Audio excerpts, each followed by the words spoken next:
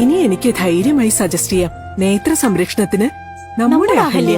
Ahalya foundation eye hospital, കേരളത്തിൽ എല്ലായിടത്തും. Construction workers union CITU-വിന്റെ നേതൃത്വത്തിൽ കൊപ്പത്ത് ഓപ്പൺ ഫോറം സംഘടിപ്പിച്ചു. നിർമ്മാണ തൊഴിലാളി union area secretary T Shaji ഉദ്ഘാടനം ചെയ്തു. നിർമ്മാണ തൊഴിലാളി ക്ഷേമനിധി സെസ് പിരിവ് സംബന്ധിച്ച് കള്ളപ്രചരണങ്ങൾ തിരിച്ചറിയുക എന്ന പ്രമേയത്തിൽ ഓപ്പൺ ഫോറം സംഘടിപ്പിച്ചു. കൊപ്പം സെന്ററിൽ വെച്ച് നടത്തിയ ഓപ്പൺ ഫോറം നിർമ്മാണ തൊഴിലാളി union area secretary T Shaji ഉദ്ഘാടനം ചെയ്തു.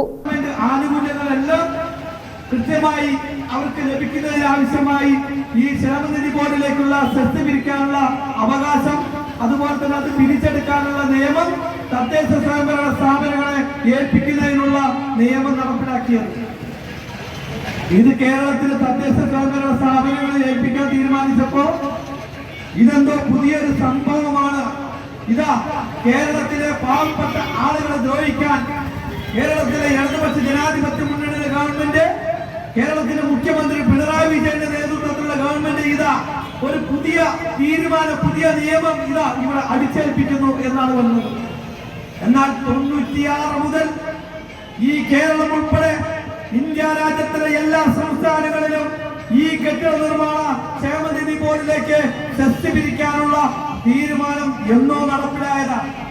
കേരളം ഒഴികെയുള്ള എല്ലാ സംസ്ഥാനങ്ങളിലും ഇത് തദ്ദേശ സ്വയംഭരണ സ്ഥാപനങ്ങളാണ് തിരിച്ചെടുക്കുന്നത്. കെ മോഹൻദാസ് അധ്യക്ഷത വഹിച്ചു. ടി ഉണ്ണികൃഷ്ണൻ, കെ കൃഷ്ണൻകുട്ടി, എം രാജൻ, ഹുസൈൻ എന്നിവർ പങ്കെടുത്ത് സംസാരിച്ചു.